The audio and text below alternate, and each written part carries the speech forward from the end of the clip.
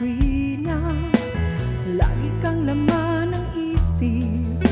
Ikaw ang siyang tibok, niya ring dibdib. Kahit na ano